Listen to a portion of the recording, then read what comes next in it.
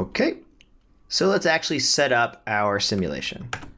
So I'm going to drop down a geometry node once again. It's going to be another sim kind of area here. So we'll call this something like RBD's main, RBD's main sim. Purple for my arbitrary designation for sims. Open it. So what are we gonna base this off of? Like, where are we gonna put our rigids? Now we could come up with a whole new thing where we say, I'm gonna put them in such and such a place. In our case, let's just grab them from the particles that we actually ended up spawning. So I'm gonna say, let's go to this area, the out, and let's see. So here's our particles. And remember, this is actually based off of our low res sim. If you come back here, the low res is active. You know, when we're in high res, it'll change. It'll take longer to load too. But right now, let's keep it in low res, because we're not going to spawn this many rigids anyway. So let's just base off of that. So get particles. And even this is really too many. So let's cull this down some more. I'm going to say, let's blast out. There's that just born group, right?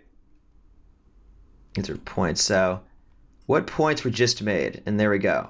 So those are the shapes of the blasts on the first frames. And that's where we'll add our rigids in. Because of course we want the rigids to show up at the same time that the particles do. Looks like I lost my particles. And this is still too many. So let's cull it down even more. For this, I'm going to do an attribute wrangler. And a common kind of thing here would be to say, like, let's come up with a random number based on something. In this case, every point coming out of a particle simulation has its own unique identification number. So we say ID. Now, ran is going to return a number from 0 to 1.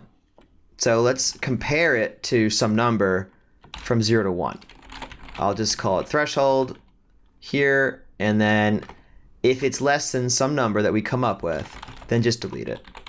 So this is a fun way to just delete a percentage of points. So we say remove point from this geometry stream 0 and remove the point that we're currently iterating on, which is point num. Remember, click this and then kind of move this a little bit so the scroll bar shows up. And you can see as we make this bigger, as we go towards 1, you'll have less. So this is just essentially saying delete 100% of the points, delete 0% of the points. Now we do want to get rid of most of them. So let's do some nice even number like that. So that's 781 points. That's probably too many. I mean, Bullet could handle it, but I don't think we even want to wait for that. So let's do like half of the remaining amount. So 0.975, that's okay. So that's like 400 points. So it's 400 rigids once we instantiate our rigids to it to use. So okay, that's not so bad. We have some attributes already. We have the velocity, which is super convenient. What we don't have though is a kind of randomized orientation though. So let's do the usual thing, which is make a attribute randomize and say just use an n. There are more exact ways to getting a truly random orientation for stuff, but this is totally like more or less good enough. So there we go. Looks like that. So that'll work. We don't know yet exactly what these are going to look like, but for now I'm going to say we know that we're going to have to mess with the size. We do know that we'll have to do that eventually. So let's drop down let's do a P scale and say, let's do it by ramp actually. So it's one-dimensional because it's just a float. We'll have a minimum and a maximum. We'll just start with some basic numbers for now. Let's say like 0.1 to, well, let's say 0.01 to 0.1. Because remember, this is essentially going to be multiplied by that unit-wide piece of geometry that we just had. And we know we don't want geometry that's a meter wide, because this is just supposed to be tiny little things. We're also going to like make some kind of ramp like this. It'll be, we don't want it to ever really go down to full 0, but we'll make some kind of ramp, and we'll work on this in a minute. But there's some default values for you there. And finally, we need to tell Houdini what pieces do we want to put on there. I like to use an attribute wrangler for this, as I use for so many things. I'll say randomize pieces. When we use the instance, which is what this guy is here, by default, it's going to look at a path, instance attribute, or instance path rather. So what are we going to do is essentially just let's build that attribute right now. So we'll say like instance path equals something, and that's what we have to figure out. So nothing is there now because it found nothing to instantiate to it. So instead of nothing, let's put something. In fact, I'm going to get rid of this for now. We'll rebuild those later if we need them. So I'll say, so sprintf really is a cool way of modifying strings. So what we basically want to do is recreate. The moment I deleted those windows, I wanted it back, of course. What we want to do is recreate the path to these things. So I'm just going to copy this wholesale, come back over here, put it here.